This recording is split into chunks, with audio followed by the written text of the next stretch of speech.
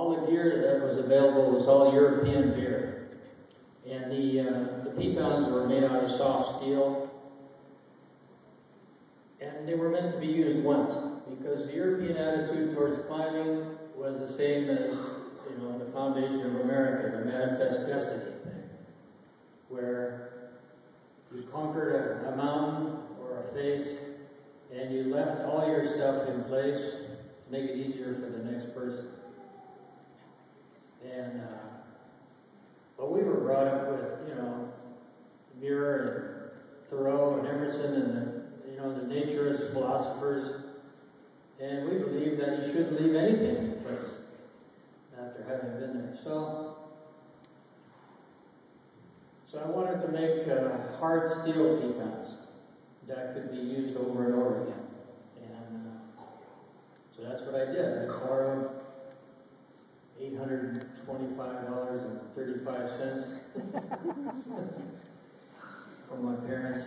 Got myself into business and got a forge and an anvil and started pounding out hard steel pitons. And they worked fantastically well. In fact, the European pitons were costing 15 cents. And the ones that we started making were $1.50. But it was a good lesson for me in business. Because we were making a product that we had to have. And at the time, we were kind of on the cutting edge of climbing. And the routes that we were doing in Yosemite could not be done with the European gear. And so that's how I started in business. And they worked great, because you do a climb and pound your pitons in and then take them out, and nobody knew you'd even been up there. But by the time the 70s came around, there were so many climbers pounding in and taking out pitons that it started scarring the rock. And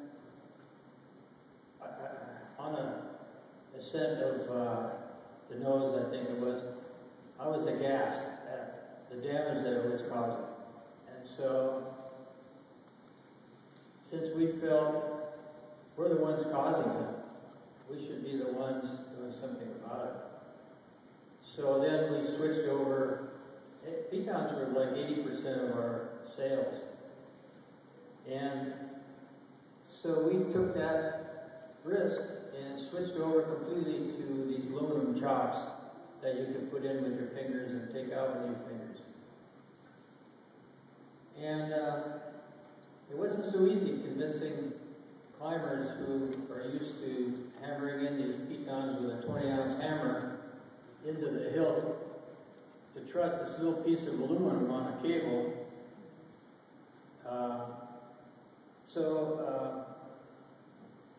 There's only one way to lead, and that's by example. So a friend and I climbed the nose of El Cap with no hammer, just using these chalks, and to prove that anything could be done.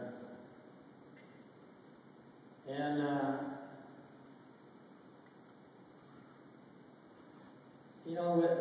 I think with what I found that with every technology, there's an unintended consequence. And I write about that in our new book. It's not called the Sustainable Company, because there's no such thing as sustainability.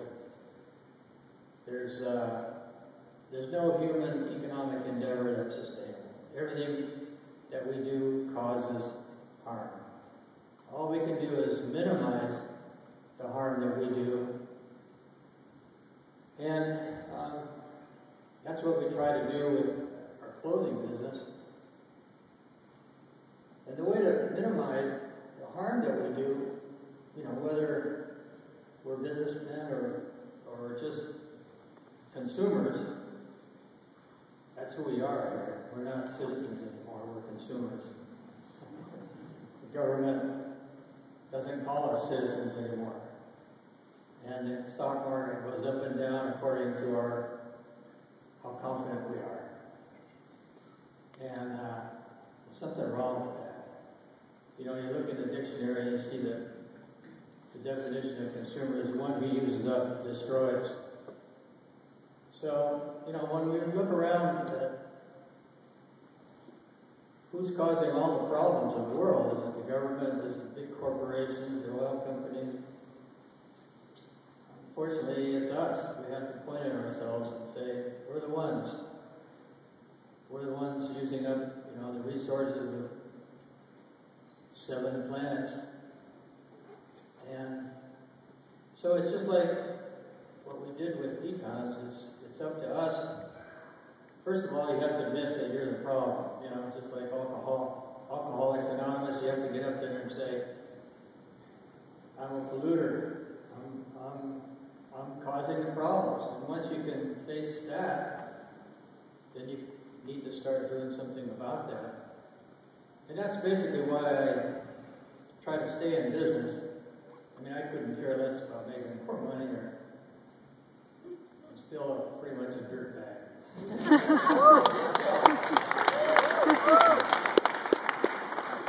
But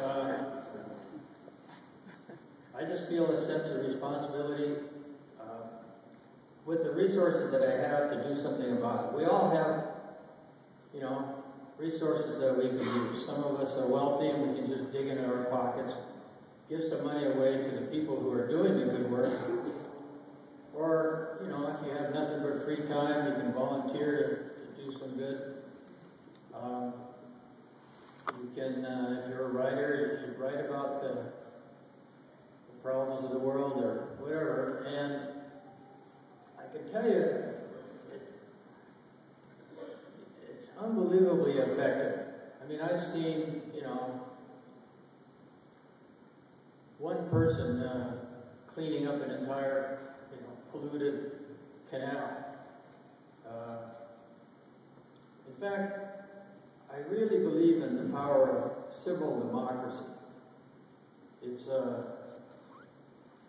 if you read the newspaper any day, you'll see that any gains we're making as a society is not being done through government. It's not being done through corporations. It's being done through civil democracy. Citizens create governments, they take down governments. Look at the Arab Spring right now. Those are citizens acting up. So, we have to turn from mindless consumers, which isn't working very well for us anyway. It's not making us happy, into citizens again. And